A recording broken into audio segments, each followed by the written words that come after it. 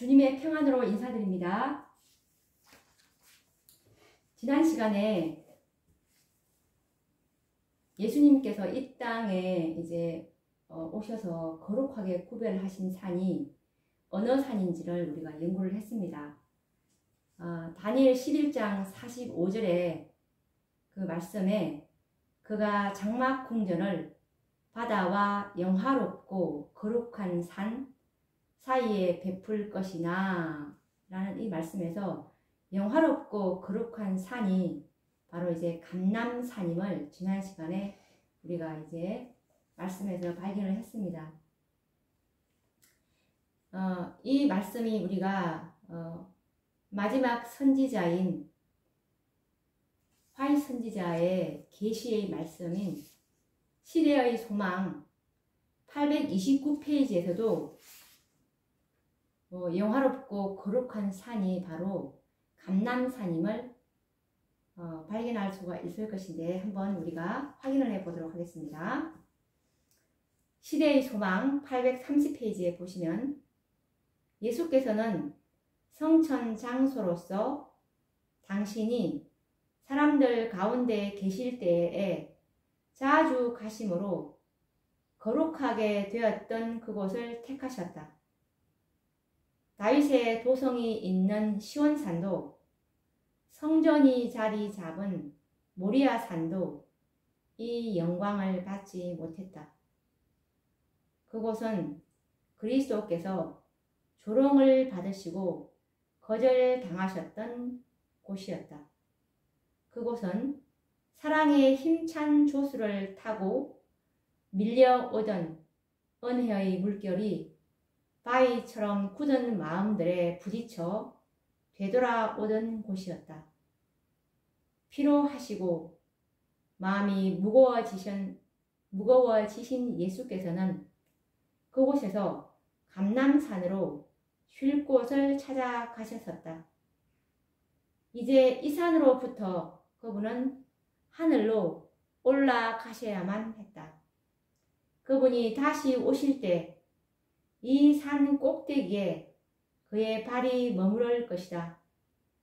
그때는 슬픔의 사람이 아니라 영광스럽고 승리를 얻은 왕으로서 히브리인의 할렐루야가 이방인의 호산나와 섞이고 강한 군대와 같은 구속받은 자들의 음성이 만유의 주이신 그분에게 면류관을 드리세 하고 환호하는 소리로 높아지는 중에 그분은 감람산에 서실 것이다.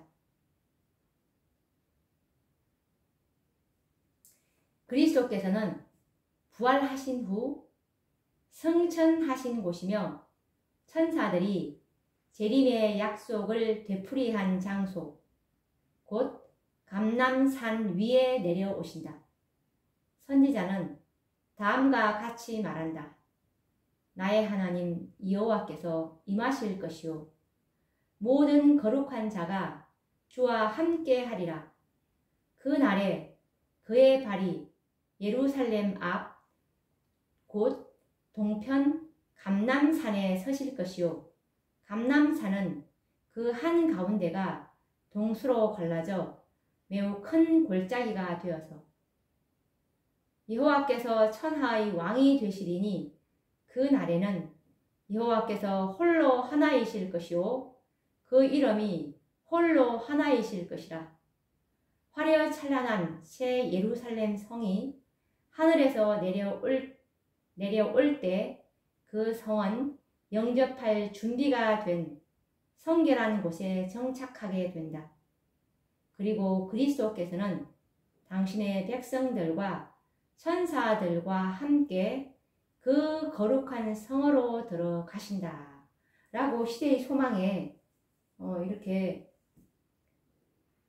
감람산이 바로 예수님께서 이제 이 땅에서 거룩하게 구별하신 산이고, 그리고 예수님 재림하시고 나서 다시 1000년 뒤에 삼림하실 때 새 예루살렘 성이 내려올 장소가 바로 또 감람산임을 말씀하고 있습니다. 초기 문집에서도 그 말씀을 하고 계십니다.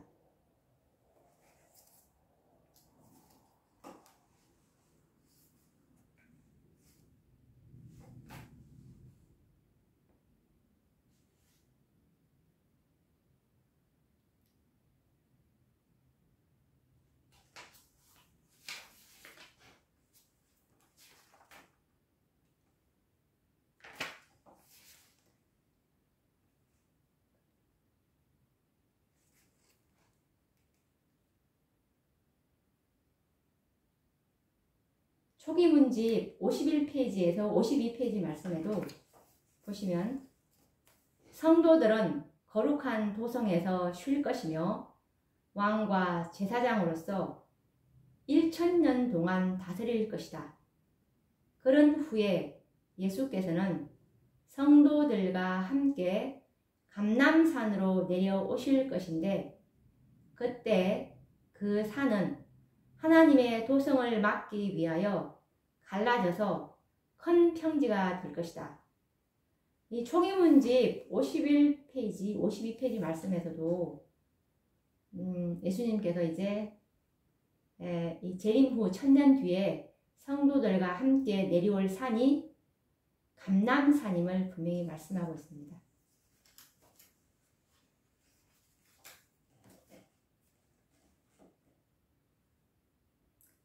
그런데 이 다니엘서 11장 45절의 말씀에서 보시면 그가 장막 궁전을 바다와 영화롭고 거룩한 산 사이에 베풀 것이나 라는 이 말씀이 있는데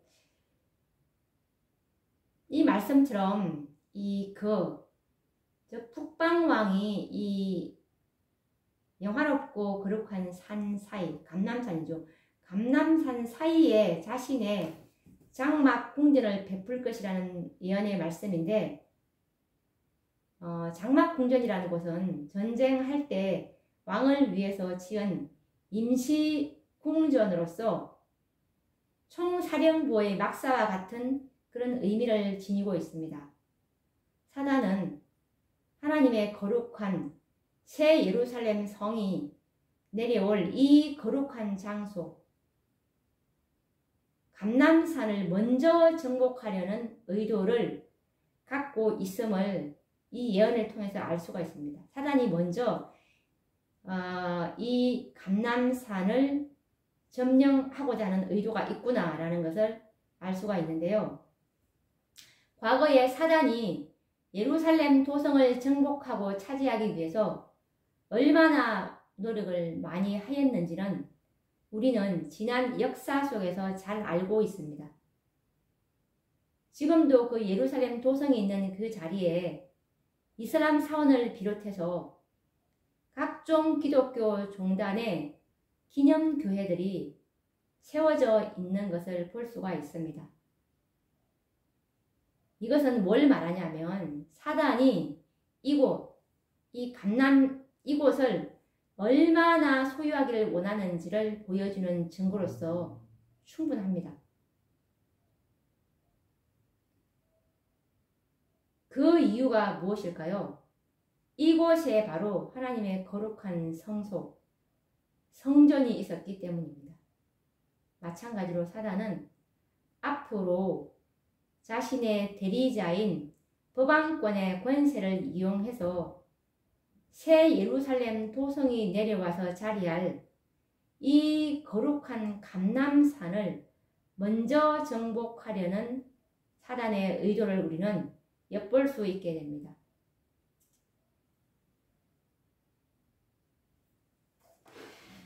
이와 같이 사단의 야망은 지상에서의 마지막 유혈 전쟁인 아마겟돈 전쟁으로 발전하게 될 것을 우리는 예상할 수가 있습니다.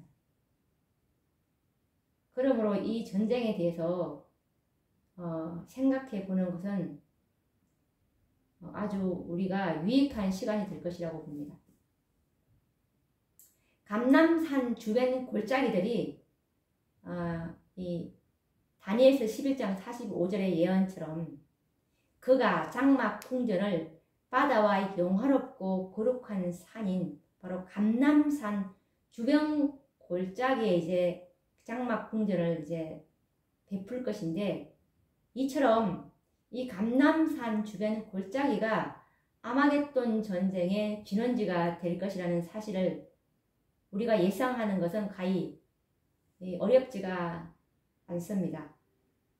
그 거룩한 감람산 주변들에서 무서운 전투가 일어나고 지상 마지막 전쟁인 아마겟돈 전쟁이 일어날 것이라는 사실을 예상하게 됩니다. 사단은 자신의 대리자인 북방왕인 법왕권을 통해서 이 거룩한 곳을 점령해서 자신의 보좌를 세우려는 것입니다.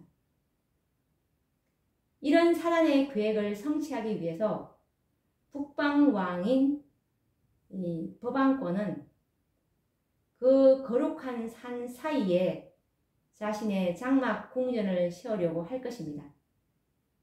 그런데 이와 같은 시도는 결과적으로는 그의 멸망을 자초하게 될 것입니다.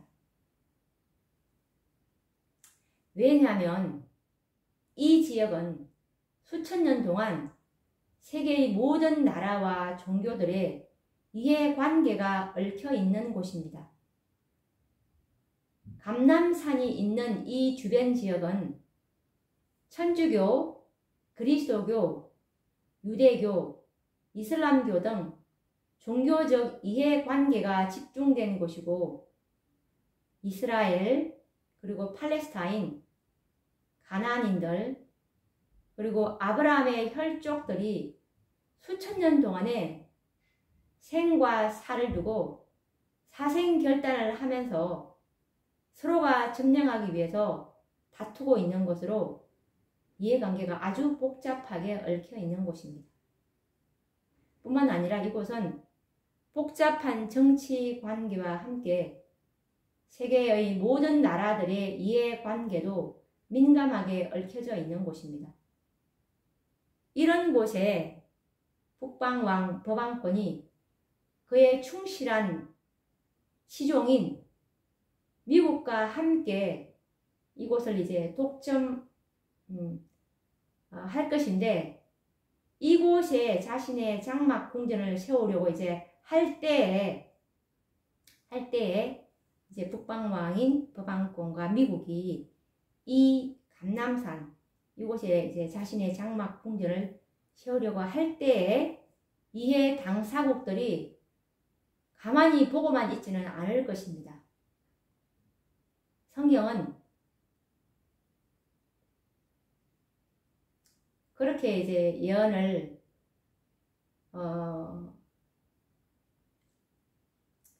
하고 있지 않는데요. 이들이 가만히 있을 것이라고 예언하고 있지 않습니다.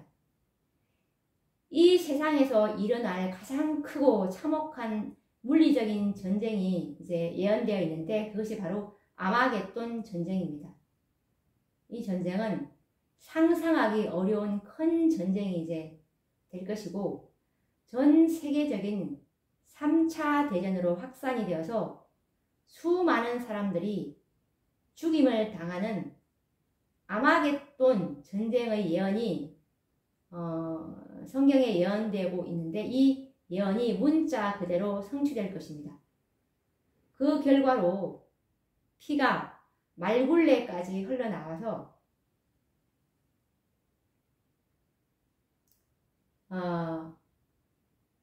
끔찍한 살육의 현장이 될 것인데, 이 무서운 살육 전쟁을 성경이 어떻게 말하고 있는지 우리가 한번 확인을 해 보도록 하겠습니다. 요한계시록 14장 19절에서 20절 말씀을 보시면, 아마겟돈 전쟁을 성경에는 하나님의 진노의 포도적 틀로 상징하고 있습니다. 보시면 천사가 낫을 땅에 휘둘러 땅에 포도를 거두어 하나님의 진노의 큰 포도주 틀에 던짐에 성 밖에서 그 틀이 밟히니 틀에서 피가 나서 말굴레까지 닿았고 1600 스타디온에 퍼졌더라.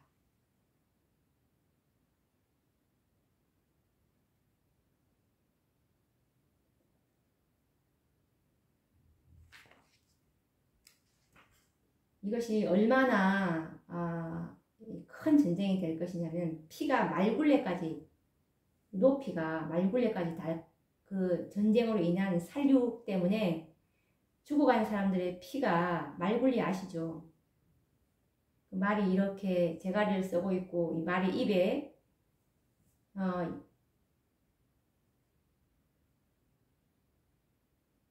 이게 한 1m는 넘겠죠. 말굴리의 높이가. 그리고 그의 넓이가 1600 스타디온이라고 했는데 1600 스타디온은 294km 정도 된다고 합니다. 대략 294km. 이렇게 피가 이렇게 이제 퍼져나갈 것을 예시하고 있습니다. 하나님께서는 당신의 백성을 괴롭히고 무수한 살생과 광야에서 유리하게 하였던 이 악의 대표적인 세력들을 모두 이 아마겟돈이라는 곳으로 이제 모으실 것입니다. 이렇게 해서 서로가 악과 악이 싸우는 이렇게 해서 이제 진멸하게 될 것을 예언하고 있습니다. 이러한 하나님의 계획이 어디에 나와 있냐면 요엘서 3장 2절에 보시면 내가 만국을 모아 데리고 여호사밧 골짜기에 내려가서 내 백성 곧 내 기업된 이스라엘을 위하여 거기서 그들을 국문하리니 라고 말씀하고 계시죠. 이 아마겟돈 전쟁의 진원지가 바로 여호사밧 골짜기, 꼭 감람산 그 골짜기를 말하는데요.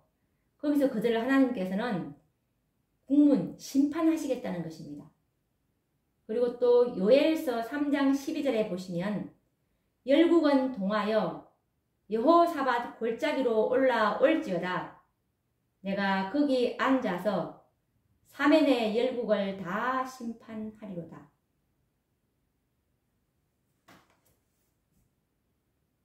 하나님께서 친히 이 악의 세력들을 모아서 이제 진멸해 주실 것이기 때문에 우리가 원수를 갚지 말고 하나님의 심판에 우리는 맡게 할 것입니다. 이 말씀을 로마서 12장 19절에서 하고 있는데 읽어보도록 하겠습니다. 내 사랑하는 자들아, 너희가 친히 원수를 갚지 말고 진노하심에 맡기라. 기록되었으되 원수 갚는 것이 내게 있으니 내가 갚으리라. 고 주께서는 말씀하시느니라.